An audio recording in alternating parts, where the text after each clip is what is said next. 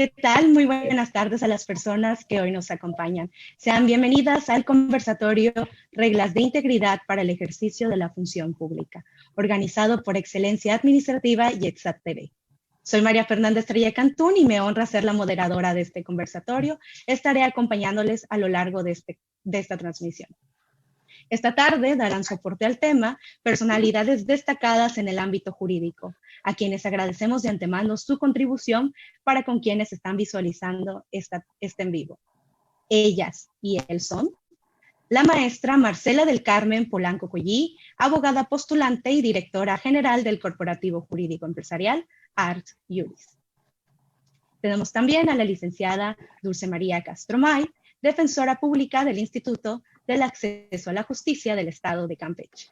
Y también contamos con la participación del licenciado José Alberto Calderón Silva, director general del Instituto del Acceso a la Justicia del Estado de Campeche. Sean bienvenidos. Antes de proceder con la participación de nuestros ponentes, compartiré con ustedes la mecánica con la que se abordará el conversatorio.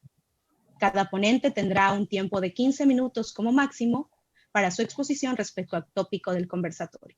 Y terminadas las exposiciones de cada uno de ellos, se abrirá un espacio para preguntas y respuestas del público, por lo que desde este momento les invito a que las vayan dejando en el chat de esta transmisión. Y bueno, vamos a pasar a la contextualización de este tema tan importante del cual vamos a estar hablando hoy. Y bueno, el actuar de las personas ha evolucionado a través de la reivindicación de la ética y el profesionalismo. En esta transformación se ha llevado a que las personas guíen su actuar siguiendo sus propias normas de comportamiento ético que nacen de su educación, su ideología, su empatía, valores y las circunstancias que les rodean, lo que consecuentemente genera una serie de acciones que impactan de manera directa a la sociedad de su entorno.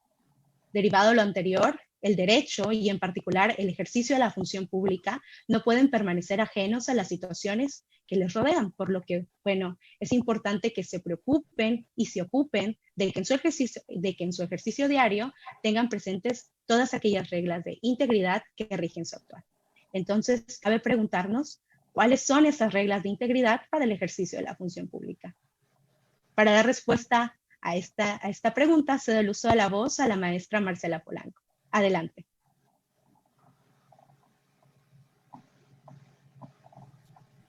Muy buenas tardes.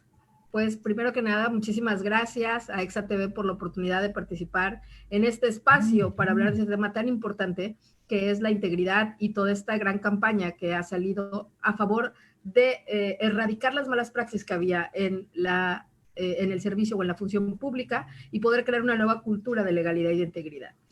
Agradezco mucho a nuestros organizadores y también saludo muy cordialmente a quienes nos acompañan en el panel, a la licenciada María Fernanda, muchas gracias por la presentación, a la licenciada Dulce Castro y desde luego también al licenciado José Alberto Calderón Silva, director general del INDAJUCAM, del Instituto de Acceso a la Justicia del Estado de Campeche. Muchas gracias por acompañarnos y bueno, quienes nos van a compartir un poco de la experiencia de cómo estas reglas de integridad van aterrizando ya en la práctica o se van concretizando de manera institucional, que era lo importante, ¿no? Pues muchas gracias por acompañarnos. Y para poder cifrar este tema que hoy nos ocupa, que son las reglas de integridad para el ejercicio de la función pública, a mí me toca poner como el marco contextual de qué es la función pública y de dónde viene o de dónde se origina esta cultura de integridad que va a dar origen a grandes reformas constitucionales y que finalmente aterricen las reglas de integridad y además va aterrizando institucionalmente en diversos comités de ética. Entonces, bueno, en este tenor, a mí me gustaría comentar o empezar comentando qué podemos entender por la función pública, dónde está el marco regulatorio que nos dice qué es la función o qué es el servicio público. Bueno, el fundamento legal del servicio público lo vamos a encontrar en la Constitución, en el título 4 de la Constitución, que se denomina de las responsabilidades de los servidores públicos particulares vinculados con faltas administrativas graves o hechos de corrupción y patrimonial del Estado. Este título 4 constitucional sí va a integrar 4 grandes rubros.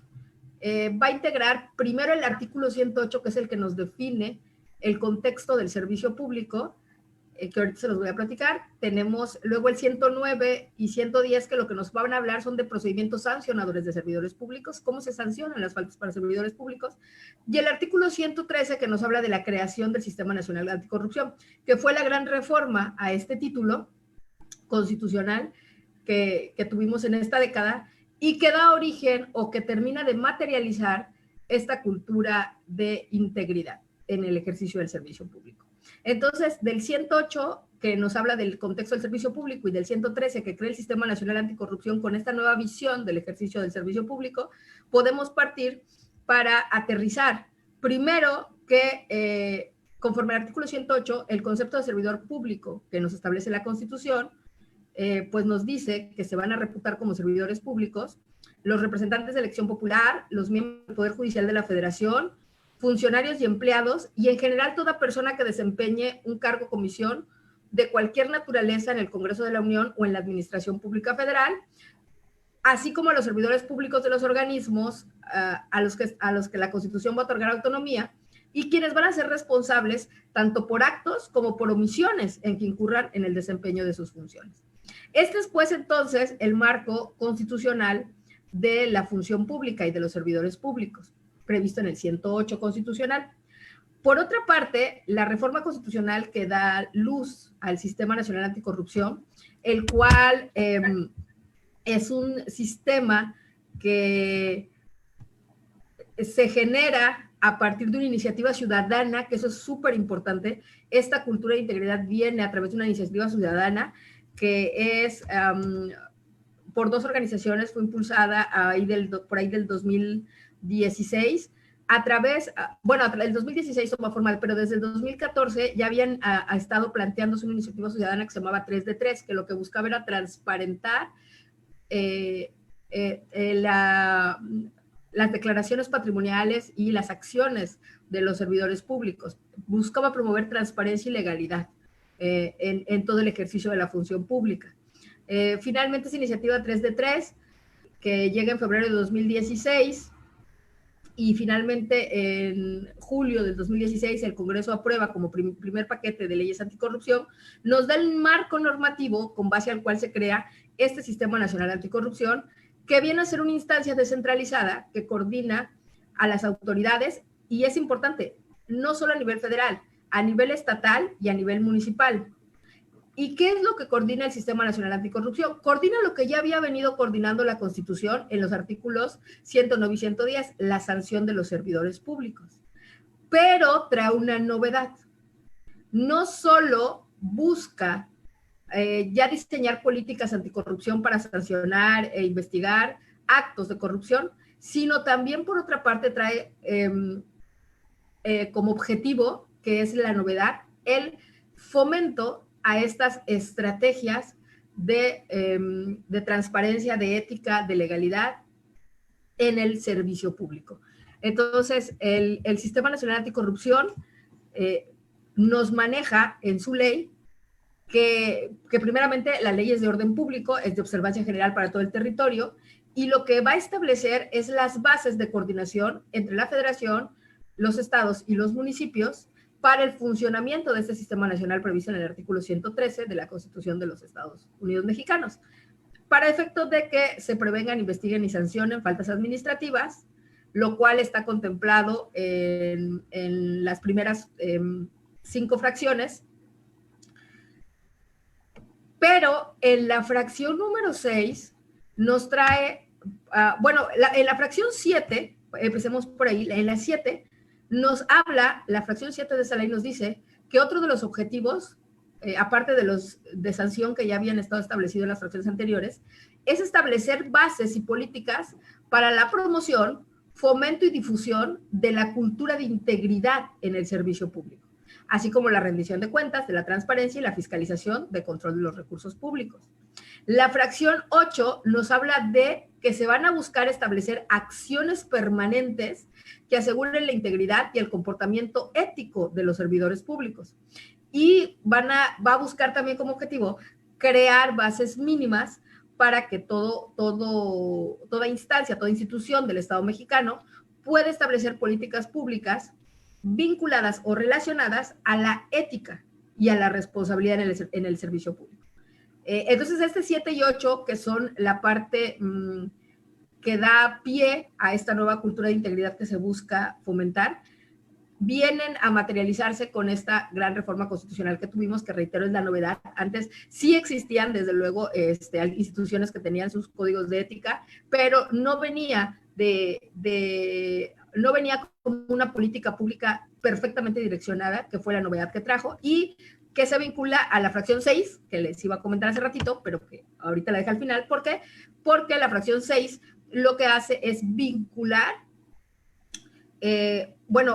establecer el funcionamiento, la creación y organización de un comité de participación ciudadana. Es decir, esta nueva visión de cultura de integridad en el servicio público vincula a la sociedad civil, es decir, nos vincula a todos. Esta cultura de integridad y estas reglas que se materializan y de las cuales hablará un poquito más adelante la licenciada Dulce, en específico, nuestros invitados, ya aterrizados en una parte institucional, no solo están o son atañibles a las instituciones. Desde luego, la función pública es ejercida de esa manera y ellos son quienes van a tener que materializar en primera instancia estas políticas públicas. Pero lo cierto es que la reforma también incluye a la sociedad, que es la parte, pues, es otra de las partes importantes, ¿no? Que tiene que ver con la creación del Sistema Nacional Anticorrupción y la creación de esta nueva cultura de legalidad, cultura de integridad, cultura de ética en la función pública. Dentro de esta creación del Sistema Nacional Anticorrupción, se emiten 4 leyes nuevas, que es la Ley General del Sistema Nacional Anticorrupción, que es la que les acabo de leer, cuyo artículo primero y fracciones 7ª y 8ª son las que hablan de la cultura de la integridad en la función pública, pero también crea la Ley General de Responsabilidades Administrativas, que es la nueva ley, digamos, que se empieza a aplicar a partir de su creación, y se aplica también a nivel federal, estatal y municipal. Antes de esta reforma, los servidores públicos eran sancionados de manera diferente. Eran sancionados por la ley federal, para el caso de servidores públicos federales, y por las leyes de los distintos estados, para el caso de los servidores públicos de nivel estatal. Y cada estado tenía su ley. En Campeche, por ejemplo, la ley se denominaba Ley Reglamentaria del Capítulo 17 de la Constitución Política del Estado de Campeche, porque el capítulo 17 de nuestra Constitución es el que habla sobre el servicio público, en un símil del que les acabo de platicar, el 108 constitucional de la Constitución Federal. Y entonces, con esta nueva ley general, quedan abrogadas las leyes estatales, porque esta Ley General de Responsabilidades Administrativas es la que ahora sanciona todos los actos de responsabilidad por el ejercicio indebido de la función pública. Y esta ley también trae, a la parte de la Ley General del Sistema Nacional Anticorrupción, trae esta misma vertiente. Si bien establece las faltas administrativas graves y no graves de los servidores públicos, establece sanciones por comisión de faltas de particulares, trae además también un objetivo parecido al hacer dos acotaciones. Primero, una de las vertientes que trae esta ley general, que ahora con la cual se busca sancionar las faltas de los servidores públicos, además de este procedimiento de sanción y de la determinación de qué es falta grave y qué es falta no grave, trae dos líneas de acción también igualmente determinadas, que es una, la que está vinculada a la creación de mecanismos para la prevención, corrección e investigación de responsabilidades administrativas, y dos, una que va a ir direccionada a crear las bases para que todo ente público, toda institución pueda establecer políticas eficaces de ética pública y de responsabilidad, es decir, de integridad en el servicio público. Entonces, de ahí es donde viene las reglas de integridad y el código de conducta de los servidores públicos, esta misma Ley General de Responsabilidad de Servidores Públicos, en su artículo 7, fracción segunda, establece que los servidores públicos deben observar en el desempeño de su empleo, cargo o comisión los principios de disciplina, integridad, objetividad, profesionalismo, honradez, lealtad, eficacia, eficiencia, una serie de principios entre los cuales está la integridad y que nos dice esta ley son los que deben regir el servicio público. Es decir, estamos hablando de que ya hay ahora no solo una norma que va a sancionar la comisión de los actos de corrupción, sino una norma que busca establecer y precisar con mayor eficacia un código de conducta para que pueda fomentarse la ética y la integridad en el ejercicio de la función pública. Entonces, este es como el marco actual que tenemos, que a mí me parece, yo considero que es importante como tener el marco, porque el marco es lo que nos permite entender ahora por qué se están dando en las instituciones los comités ciudadanos, los comités de transparencia, los códigos de ética, y por qué el servicio público y la función pública va apegándose a estas reglas de integridad. ¿Cuál es el antecedente o el marco contextual de estas reglas de integridad? Bueno, es esta nueva visión. Se trató esta gran reforma constitucional, que fue, la verdad, muy trascendente. No buscaba nada más crear una nueva ley para sancionar servidores públicos, no. Fue un cambio de paradigma, de hecho fue un cambio de paradigma constitucional de cómo podemos visualizar el servicio público, y a partir del cual, en este nuevo paradigma, ya no solo estamos hablando del castigo, estamos hablando de la prevención y de la creación y del trabajo de una cultura de legalidad, de integridad, de ética en la función pública, que tiene que tener una supravaloración para que sea esta también una forma o la forma a mediano y largo plazo de poder erradicar cualquier mala praxis en el servicio público. No por el castigo, sino por esta nueva visión, por esta nueva concepción, por este nuevo cambio de paradigma constitucional en el ejercicio de la función pública que se pretende que se pueda tener a nivel institucional, y reitero, la otra novedad, también a nivel ciudadano. O sea, donde los ciudadanos también podamos estar como en este mismo tenor, todos como en este mismo ritmo, de poder entender la función pública con este nuevo alcance, que no solo se trata de no hacerlo debido, sino de fomentar siempre esta cultura de legalidad a nivel institucional y ciudadano. Entonces, bueno, con esta parte del contexto, yo le cedo el uso de la voz a mis compañeros, al maestro José Alberto y a la licenciada Dulce Castro, para efecto de que nos platiquen un poco sobre, ya en específico, las reglas de integridad, y en este caso también, pues como el que amablemente nos acompaña es el director general del Instituto de Acceso a la Justicia del Estado. Entonces también queríamos aprovechar para platicarles a ustedes un poquito, antes de entrar a la parte de cómo aterriza la integridad, estas reglas de integridad y este código de ética institucionalmente por parte de quienes están en las instituciones, que son nuestros invitados. También nos pudieran platicar un poquito cuál es la función y la acción del INDAJUCAM, porque realmente es una institución que brinda muchísimo apoyo ciudadano y que consideramos que era muy, muy importante que se diera a conocer, porque creemos que a mucha de la gente que nos esté viendo le puede servir mucho. Es una institución que realmente tiene mucho contacto ciudadano, mucho apoyo ciudadano, y creo que como sociedad es una de las instituciones que definitivamente tenemos que conocer. Entonces, muchas gracias, y pues cedo la voz a mis compañeros. Gracias. Muchas gracias. Buenas tardes a todos. Buenas tardes a todo el auditorio. Licenciada Marcela Polanco, buenas tardes. Gracias por la invitación.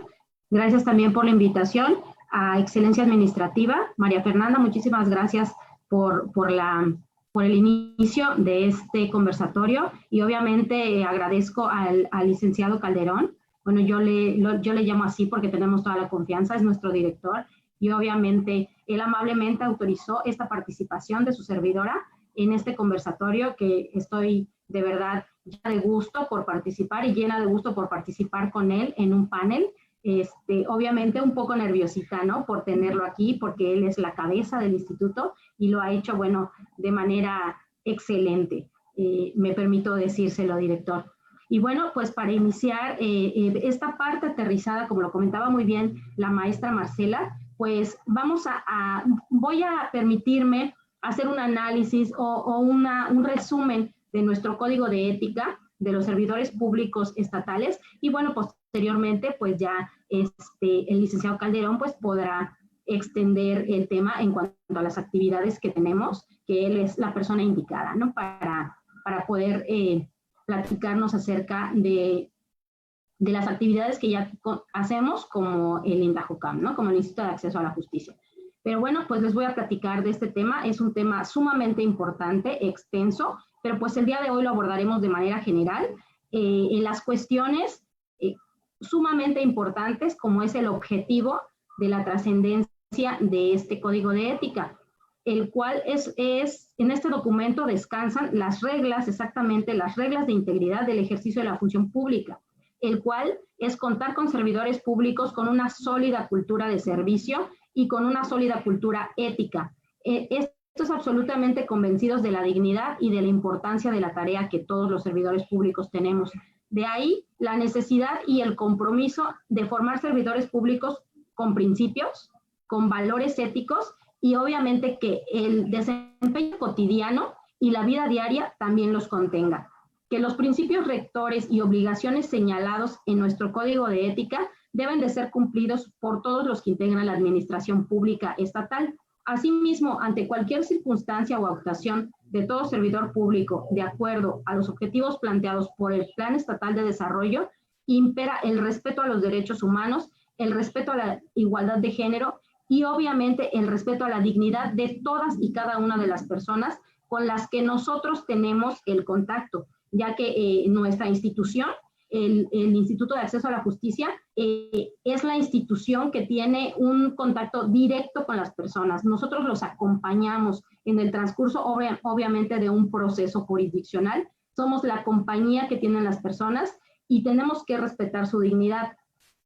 Es la base en la cual se sienta el código de ética para todos los servidores públicos.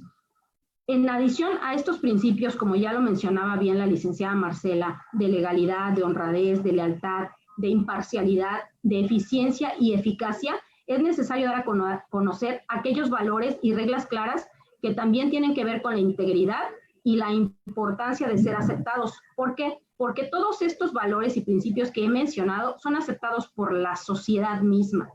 Luego, entonces, es sumamente importante que nosotros como servidores públicos que atendemos a toda esta sociedad, que se nos asigna, que se pone en nuestras manos la seguridad de todos y cada uno, porque no solo las personas a las cuales defendemos, como nosotros les llamamos, ¿no? No solo son ellos, sino también todos sus familiares que ponen esa confianza en nuestro profesionalismo, en nuestra capacitación, porque, bueno, tengo que mencionarlo, al día de hoy la Defensoría Pública es una parte jurídica dentro del Estado que está sumamente capacitada, que estamos al día, que estamos trabajando por el empeño a la dignidad de todas esas familias que ponen su confianza en nosotros. Es por eso que al ser aceptado por la sociedad, bueno, pues intrínsecamente lo aceptamos nosotros como servidores públicos, y no solo del INDAJUCAM, todos los servidores públicos, todas las instituciones de gobierno, las instituciones públicas están trabajando con estos valores que voy a mencionar, que es la tolerancia, el respeto, la honestidad, el compromiso, la flexibilidad y la cercanía. ¿Qué hablamos de esto? Como bien lo decía la maestra Marcela, de repente antes sucedía que estábamos casados con un horario, que estábamos casados con un sistema de trabajo de ni un golpe más, que es lo que ahorita, sobre todo en nuestra institución, está cambiando, ¿no? En cualquier momento ves, o en cualquier horario, ves a un defensor público en cualquier sala atendiendo a las personas, porque ha cambiado. ¿Cómo ha cambiado el sistema ahora en la oralidad? No solo tenemos un horario, sino en cualquier momento pueden llamarnos para alguna audiencia oral. Entonces, también ha cambiado, vamos a decirlo en palabras coloquiales, el chip de todos nosotros, el chip de la Defensoría Pública, como antes nos conocían, pero bueno, tenemos nuestro nombre, que es el Instituto de Acceso a la Justicia, que es un poquito más consistente.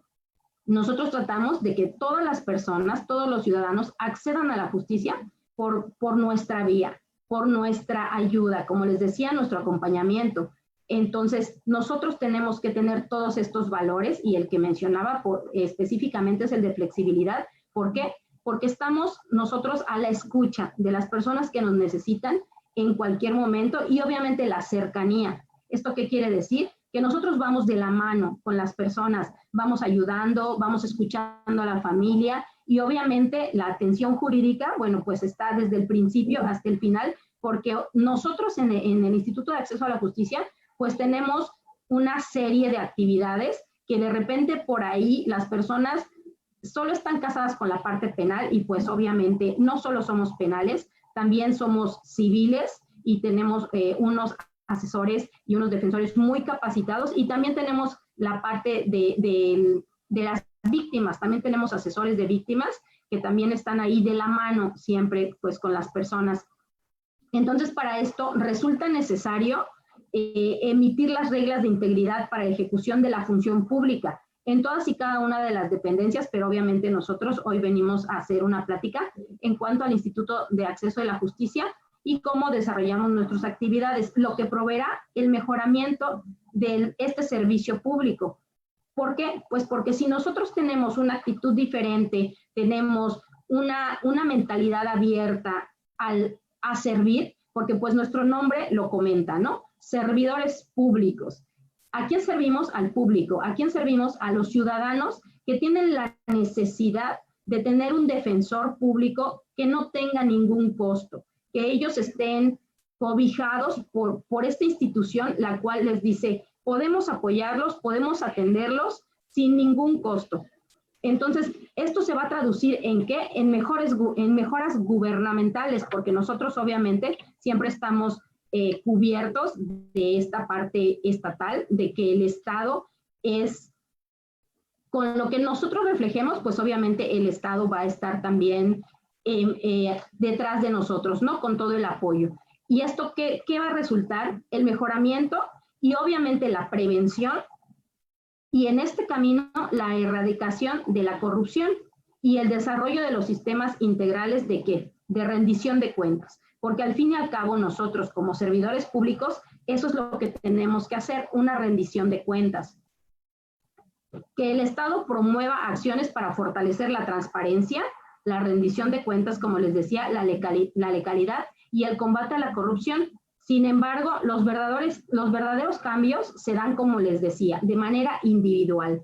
Y posteriormente, si todos nosotros como servidores públicos hacemos ese cambio, pues obviamente el cambio va a venir en conjunto. Se va a asumir un rol de disciplinas, de profesionalismo, con el objeto de que nosotros demos un trato digno, que es lo más importante, ágil y cordial.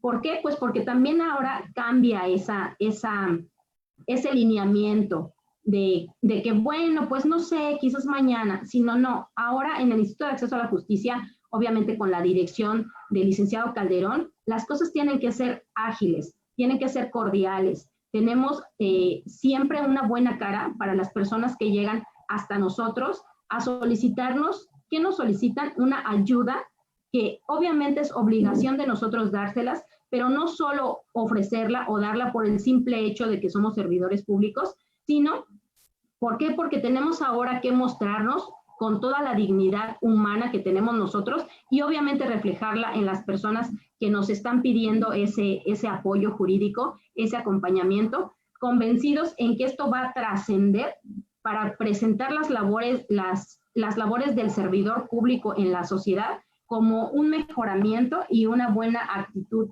que las personas siempre se vayan de cualquier institución, pero bueno, aterrizo con la Defensoría Pública con un buen sabor de boca y obviamente con resultados, que sepan que ahí están cobijados, que sepan que dentro de nuestra institución hay siempre profesionalismo, hay dignidad, hay capacitación, porque como bien les decía, se ha preocupado el instituto porque todos y cada uno de nosotros, los defensores, esté capacitado. De hecho, bueno, este es un comercial, porque ahorita vamos a tener una capacitación laboral, que eso ya saben, ¿no? Ahorita es el momento de hacer esa capacitación para que cuando vengan las necesidades de cualquier persona de cualquier ciudadano, pues nosotros estemos preparados y no haya esa idea o esa preocupación de decir, bueno, y laboral también, o laboral no está incluido. Sí, ya está incluido y vamos a tener capacitación por parte, como les decía, nuestro director está siempre al pendiente de darnos en el momento necesario, pues la capacitación a todos y cada uno de los defensores y a todas y cada una de las personas que pertenecemos al Instituto de Acceso a la Justicia. Entonces, bueno, este es el panorama de nuestro código de ética. Obviamente que también tenemos que comentar esto es ya temas más específicos, pero también estas reglas están dirigidas a la parte de todos los servidores públicos que rigen los recursos humanos, que rigen los recursos materiales. También ellos tienen ese tipo de limitaciones y ese tipo de reglas para dirigirlos. Como bien sabemos, ¿no? No podemos hacer uso de los recursos materiales para nuestra persona, sino simplemente todo es en relación al servicio que nosotros brindamos a la ciudadanía. De igual forma, los recursos humanos siempre también se tiene ese cuidado de que dentro también de las instituciones siempre se traten con respeto, con honestidad, con dignidad, los mismos servidores públicos y las personas que tienen una posición jerárquica superior, pues siempre también tienen ese trato. ¿Por qué? Porque también nuestro código de ética habla de este tema y nos dice, si dentro de las instituciones llevan a cabo estas actividades de respeto, obviamente se van a reflejar en las actividades y en las respuestas que ustedes den a la sociedad. Eso es de manera general el código de ética que nosotros manejamos, que bueno, en este descansan todas esas reglas que bien platicaba la maestra Marcela, y pues le cedo la palabra al licenciado Calderón, que es el director del Instituto de Acceso a la Justicia, para que entonces él ahora nos platique cómo son las actividades y aterrice qué es lo que realizamos día a día de manera muy contentos de hacerlo dentro del instituto. Gracias.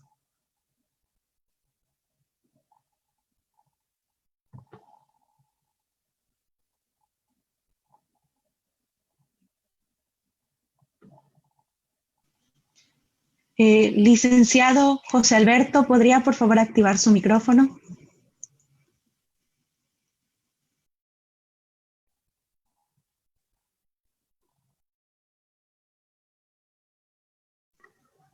Ahora sí, buenas tardes.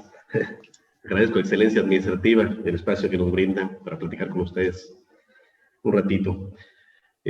Agradezco igual al público que nos está escuchando.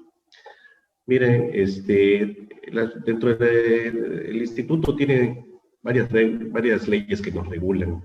Entonces, una es la ley que establece el sistema de justicia para las víctimas, la ley de la Defensoría Pública y la ley que establece el Instituto de Acceso a la Justicia. Ahí se encuentran entre estos documentos las funciones que nosotros realizamos. Desde el principio de la administración estatal, que inició en 2015, hemos procurado tratar de cumplir de manera integral con todas las funciones y atribuciones que tiene el instituto. Destacamos que desde un principio impulsamos lo que es el servicio profesional de carrera, se hizo una convocatoria pública para que las personas que estaban interesadas en participar en el instituto, pues pudieran, a través de un concurso, pues claro, transparente, el cual se llevó a cabo a través de la Secretaría de Administración e Innovación Gubernamental, que ella fue la que organizó y dio seguimiento a todo esto. Las personas presentaron un examen de conocimientos, una entrevista, una evaluación psicométrica para ver si las personas tenían vocación de servicio, porque pues, una cosa es querer ser un funcionario o un servidor público, y otra cosa es prestar obtener la vocación para dar esa prestación de servicio, ¿no? A veces no todas las personas pueden ser servidores públicos o tienen vocación de servicio. Bueno, dentro de lo siguiente fue que hemos realizado actividades para fomentar la capacitación de los defensores públicos, de los asesores jurídicos, en todos los sentidos. Se ha dignificado la dependencia, también en todos sentidos, mejores instalaciones, mejores servicios. Hemos realizado actividades para acercar la asesoría a los agentes que se encuentran lejanos a nuestras oficinas o donde no tenemos representación, a través de medios como este o nuestra página del Face, que nos pueden hacer consultas, y brindamos todo el servicio y acompañamiento para las personas, y tratamos de que cuando vengan si es necesario que viajen a la capital o de alguna comunidad alejada, pues ya tengan todo para que aquí se brinde el trámite, ¿no? Tratando de que no les genere ni un gasto, ¿sí? O sea, los mínimos, pero 100% de efectividad para la hora de recibir el servicio o la asesoría. En materia de ética, se publicó el Diario del Estado, el Código de Ética. Nosotros al interior igual hicimos nuestra comisión, quedó integrada, y hemos tratado de dar cumplimiento en todo sentido a estas funciones. De igual manera, cualquier irregularidad que se presenta o que nos hacen el conocimiento a través del público, lo damos a conocer a través de los medios correspondientes con la Contraloría, y tratamos con total imparcialidad cualquier queja o inconformidad que haya por parte del público para con nuestro personal. No hay distingo para nadie, y hasta la fecha pues hemos tenido una muy buena aceptación, y prueba de ello es que tenemos muy buena calificación en el Face en cuanto a la aceptación del público hacia nosotros.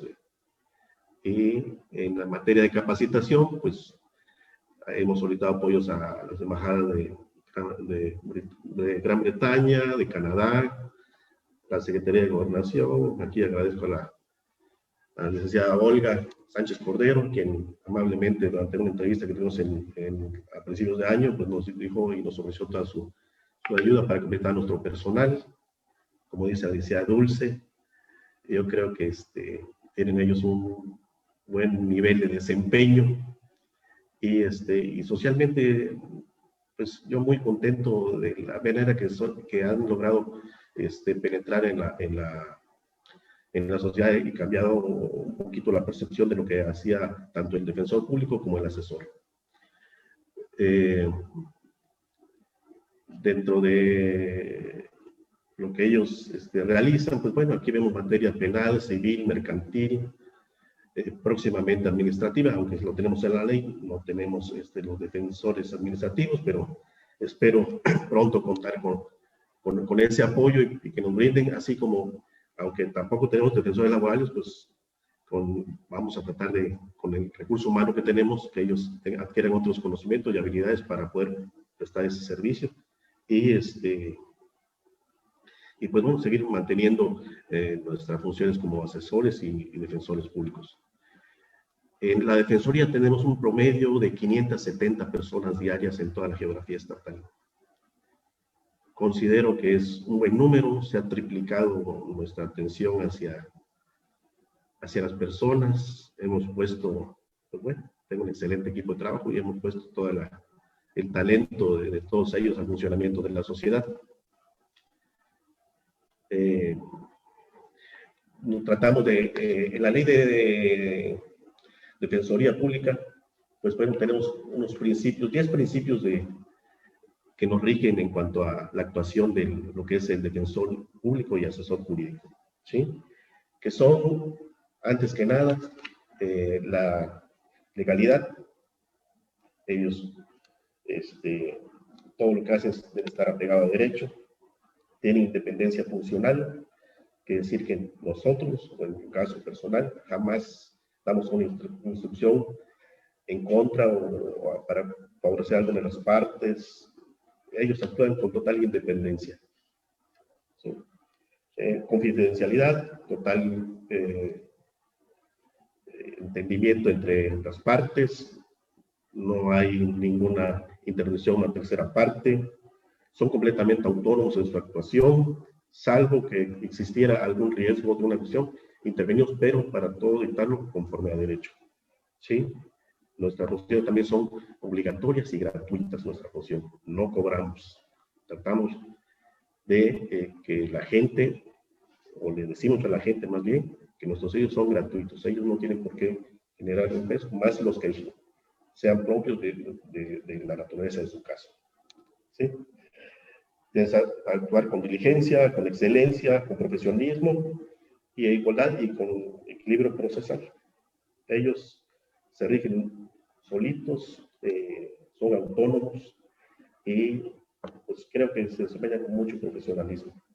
Yo en lo personal muy contento de tener un excelente equipo de trabajo y estamos tratando de dar cumplimiento a todo lo que nos marca nuestra ley. Hemos ampliado nuestras funciones, como hemos atendido a migrantes, que antes no se veían. Es un tema un poquito controversial, pero bueno, como es una población vulnerable y nuestra ley lo marca, pues bueno, estamos tratando de abarcar también esas cuestiones cuando sean necesarias, que al fin y al cabo en Campeche no es un problema muy grave.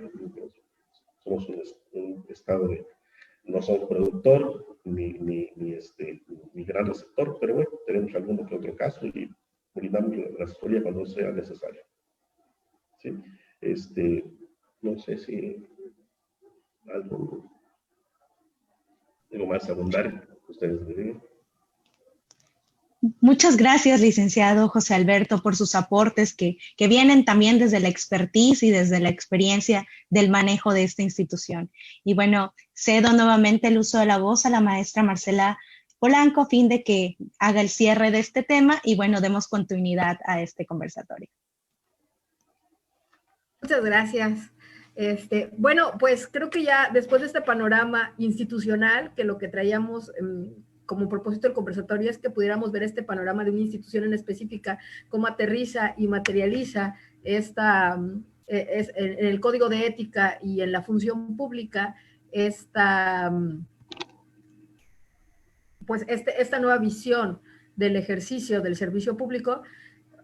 Yo creo que nada más tendríamos que cerrar ya en específico con las reglas de integridad ya como marco normativo. Es decir, derivado de este contexto que yo les platiqué y que finalmente aterrizó en la parte institucional que nos platicaron la licenciada Dulce y el director del INDAJUCAM,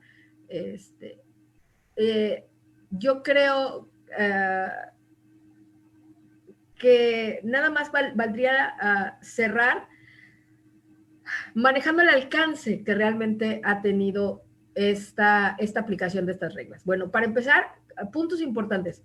Manejar que se emitió el acuerdo desde el 2015, desde agosto del 2015, se publicó en el Diario Oficial de la Federación el acuerdo que tiene por objeto tanto emitir los códigos de ética de los servidores públicos del gobierno federal como las reglas de integridad en específico para poder ahora sí que precisar qué consisten esas reglas de integridad de las que hablábamos para el ejercicio de la función pública. Ya nos hablaban un poco la licenciada Dulce del código de ética. Ok, esa es una de las partes que trajo este acuerdo. La otra parte son las reglas de integridad en específico y los lineamientos para propiciar la integridad de los servidores públicos en esta nueva visión paradigmática de la que les comentaba al inicio y cuyo objetivo es que se puedan implementar acciones permanentes que vayan a favorecer tanto este comportamiento ético de los servidores públicos como inclusive toda esta nueva visión del ejercicio del servicio público a través de comités de ética y de prevención de conflictos de interés. Entonces, derivado de esta publicación que sale en agosto del 2015 y que establece los lineamientos de las reglas de integridad, lo interesante es ver el alcance, porque tiene cosas que ya habíamos visto antes, es decir, hablábamos de sanción de servidores públicos, la actuación pública en general. Dentro de las reglas que tenemos ya como integridad, bueno, podemos ver varias. Unas, la actuación pública, ¿no? Y que es la que nos habla que el servidor público que desempeñe un cargo, comisión o función, debe hacerlo con transparencia, con honestidad, con lealtad y todas estas características que ya nos mencionó la licenciada Dulce, evitar adquirir bienes en beneficio y en beneficio indebido para sí o para terceros, acatar recomendaciones de los organismos públicos. Esa es como la parte genérica que ya conocíamos, pero trae otras cosas muy novedosas las reglas de integridad que todavía siguen generando cambios. Por ejemplo, la segunda vertiente de esas reglas de integridad habla sobre la información pública y habla sobre la necesidad de que en el servicio público se pueda dar todo el acceso a la información que la sociedad requiere.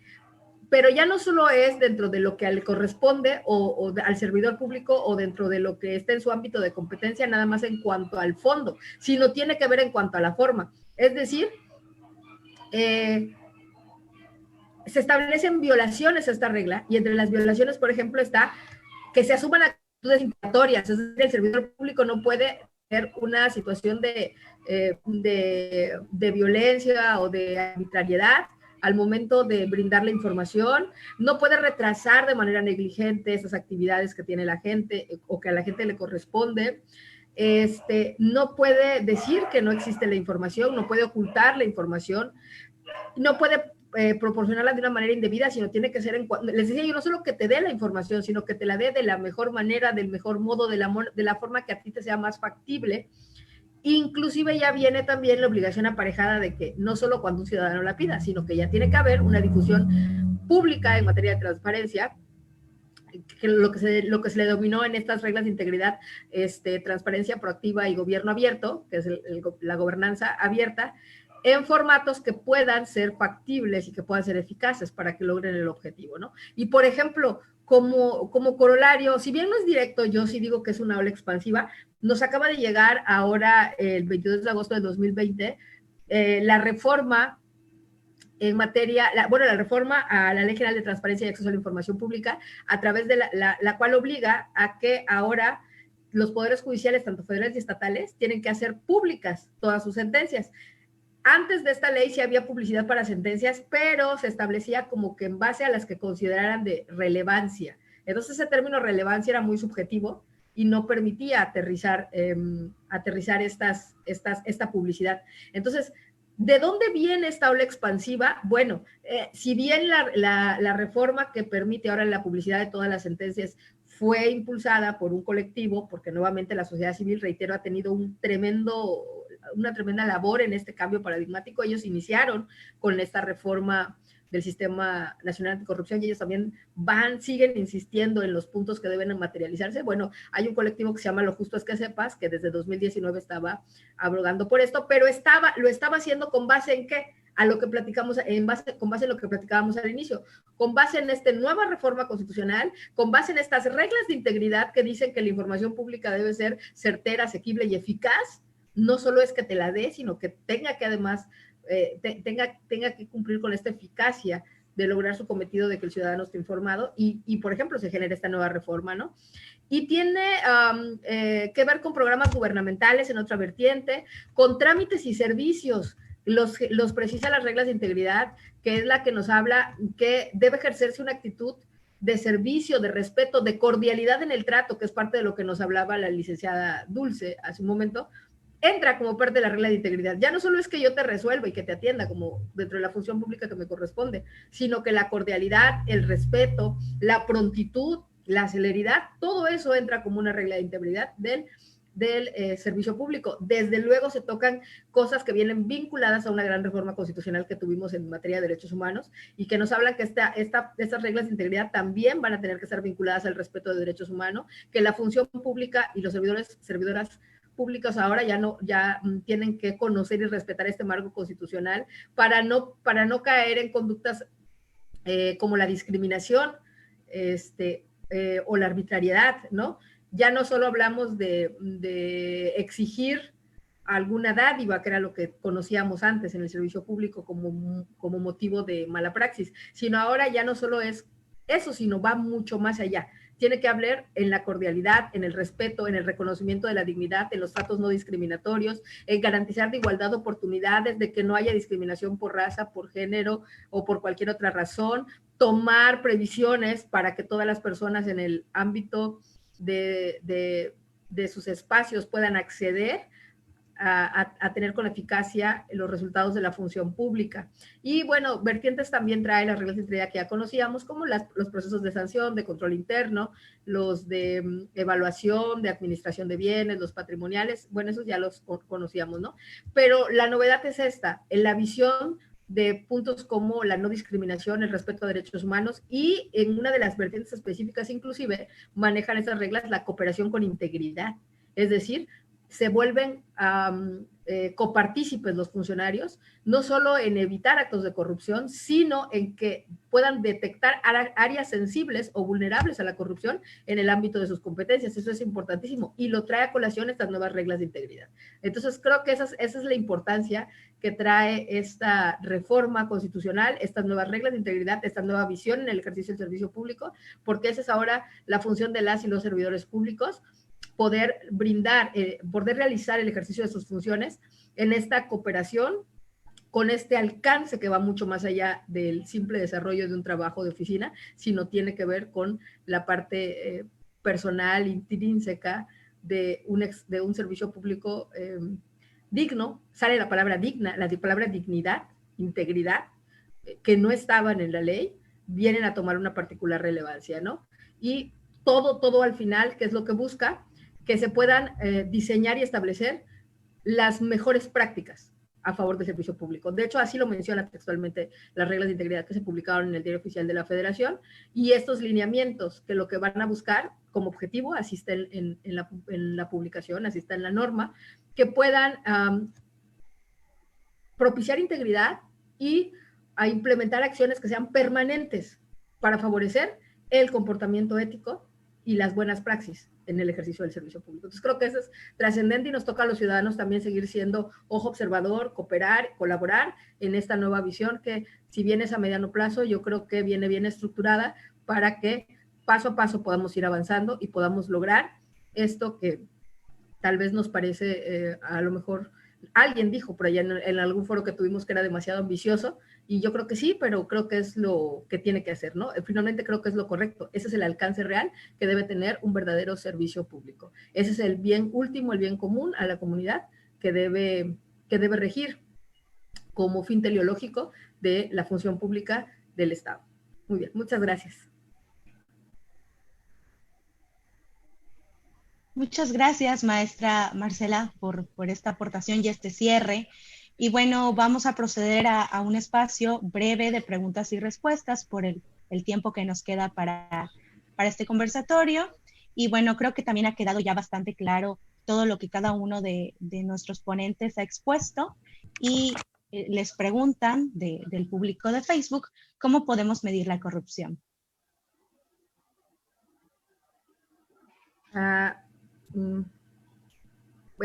No sé si va direccionado a alguien especial o si quiere, bueno, puedo dar. Bueno, voy a dar una opinión ahí. La corrupción es bien importante esta parte. Para quien tiene mayor legitimidad para medir la corrupción, o el estándar internacional que se ha aceptado para medir la corrupción, lo tiene Transparencia Internacional, que es una organización no gubernamental que tiene su sede en Berlín, que surgió ahí en la década de los 90, y que se ha dedicado a tener un enfoque muy específico para poder establecer los niveles de corrupción, o lo que le llaman el índice de corrupción. De hecho, le denominan el índice de percepción de la corrupción, porque tiene que ver sobre todo en cómo se percibe. La corrupción es algo que, bajo este tenor, la comunidad es la que lo resiente y lo percibe, ¿no? Entonces, bueno, la corrupción la define, Transparencia Internacional es la misma que la define, y la define como abuso de poder con el objeto de que se obtengan beneficios privados, pero que causa un perjuicio comunitario.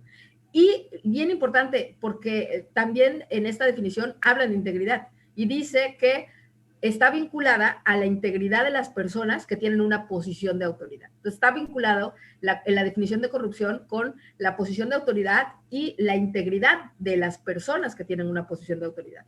Cuando en este contexto se abusa del poder y se obtienen beneficios privados en perjuicio comunitario, es lo que entenderíamos como corrupción, ¿no? Y bueno, de esta esta organización, que es una ONG mundial, maneja este índice de percepción de la corrupción, y bueno, es la medida como estándar, como más aceptada de manera internacional para medir o evaluar la corrupción en países que son analizados con base en encuestas que ellos mismos hacen, en trabajos de investigación que ellos mismos realizan, o con base también en apoyo en otras organizaciones no gubernamentales, otras ONGs. Y bueno, a pesar de que finalmente hay algunas críticas inclusive, creo que es bastante estándar, ¿no? Y ahí inclusive se puede buscar entre los países que están afiliados o que aceptan la intervención de Transparencia Internacional, pues cómo están desde un color claro hasta un color rojo los que tienen mayor índice de corrupción. Y bueno, también ahí en nuestro país todavía no nos va muy bien en ese índice de percepción de la corrupción, que va liderado por países europeos sobre todo, ahí Suiza, Dinamarca, Alemania, son los que están con menor corrupción, y los países latinos en general estamos con un mayor percepción, con un mayor índice de percepción de corrupción según las encuestas y la forma en que la sociedad de estos países latinos está percibiendo el actuar de sus autoridades. Gracias. Muchas gracias, maestra Marcela, por su aporte y bueno, pues contestar esta pregunta del público que surgió. Y bueno, agradezco esta participación de este chico y bueno, creo que se planteó un interrogante bastante interesante y que ha permitido de alguna manera también ampliar el diálogo de este conversatorio. Y bueno, para ir comenzando a concluir con esta amena charla que hemos generado, solicito a las abogadas y al abogado hagan uso de la voz por 2 minutos a fin de que realicen un cierre respecto a lo platicado en este conversatorio. Empiezo con el licenciado José Alberto Calderón. Gracias. Pues mira, en relación, como lo decía la licenciada Marcela, hay que tener mucho cuidado porque, bueno, ahorita con las herramientas de los medios que tenemos como los celulares y todo, muchas veces se generan falsas informaciones respecto a ciertas situaciones y eso da, muchas veces no hay la contrarréplica porque se generan falsos rumores sobre ciertas situaciones, entonces, pues una mentira dicha 1000 veces parece que quieren volverla realidad, ¿no? Entonces, yo nada más en cuanto a eso, la percepción, considero que sí se debe generar realmente con instituciones que estén dedicadas al estudio y cuestiones de ese tipo, porque es muy fácil generar un rumor y que la gente se vaya con él, ¿no? Y sí también considero que es tarea de todos, antes de emitir algún juicio, pues llegarse la mayor información o la veracidad de ellos, y depende de la fuente en los casos que estén en cuestión para poder emitir un juicio sobre cierta situación. No sé.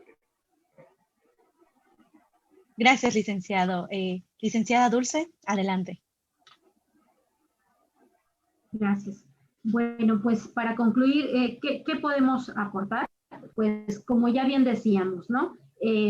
Lo importante de estas nuevas reglas de integridad es llevarlas a cabo porque esto va a resultar en la prevención de actitudes, acciones o prácticas que se venían teniendo con anterioridad dentro de este servicio público. Obviamente, esta prevención va a dar como resultado un mejoramiento del servicio público y esto va a dar un segundo resultado que es una mejor práctica a nivel gubernamental. ¿Por qué? Porque como bien les decía, esta es la cabeza de todo el sistema estatal y la planeación que ellos tienen y estos nuevos paradigmas son los que nos van a llevar a la excelencia que, como bien dice la maestra Marcela, es algo exigente, pero pues es algo que se puede realizar. Se puede realizar porque, como lo dice el licenciado Calderón, pues las personas que estamos aquí, que estamos trabajando al servicio público para todos, pues somos personas que tenemos esa vocación, porque él lo decía en alguna entrevista, que nosotros tenemos que tener vocación de servicio para poder estar ahí dar la cara con dignidad y obviamente atender a todos y cada una de las personas que vienen a nosotros por una sola pregunta, por todo un caso, con total dignidad, apego al respeto de sus derechos humanos y obviamente con profesionalismo, eficacia y eficiencia. ¿Esto qué quiere decir? Que lleva de la mano que los tiempos sean más cortos, que los tiempos sean menos lesivos para cada una de las personas. No solo hablamos de las personas que nosotros defendemos, sino también de las víctimas. ¿Por qué? Pues porque si un proceso se hace de manera rápida, con integridad, con respeto y con dignidad, pues obviamente todos vamos a estar en una mejor posición y con mejores resultados entre todos y cada uno. ¿Y eso qué va a ser? El mejoramiento de la sociedad y obviamente el buen resultado gubernamental. Gracias. Muchas gracias, licenciada Dulce. Y bueno, también ya para ir cerrando, cedo el uso de la voz a la maestra Marcela Polanco para que nos dé su conclusión respecto al tema. Bueno, pues yo creo que lo que podemos concluir es que ya tenemos una visión con estas reglas de integridad, esta visión paralela tanto del combate a la corrupción, que ya lo traíamos, como el apostarle ya no solo a sancionar lo malo, sino a generar lo bueno, ¿no? Por esta parte, en cuanto a la corrupción, sabemos que es un terrible mal social que daña muchísimos estados y que no es privativo de uno, sino es realmente una situación que ocurre a nivel internacional, pero que, bueno, como bien decía el secretario general de la ONU, a raíz de que el 9 de diciembre es el Día Internacional contra la Corrupción, decía bien que la corrupción, uno, engendra más corrupción, y dos, fomenta una cultura destructiva de impunidad. Entonces, si la corrupción fomenta esa cultura destructiva de impunidad, creo que nos toca a nosotros que ya sancionar, sí, conforme a las leyes, a las autoridades que le correspondan, pero como ciudadanos y como funcionarios y funcionarias públicas, quienes estén en el ejercicio del servicio público, y nosotros como ciudadanos observadores y también participativos, porque también a veces la corrupción va vinculada a actos ciudadanos, poder fomentar una cultura de integridad en contraposición a la cultura de impunidad. Entonces, este fomento a la cultura de impunidad creo que es de integridad, creo que es muy importante que no lo perdamos de vista como ciudadanos. Finalmente,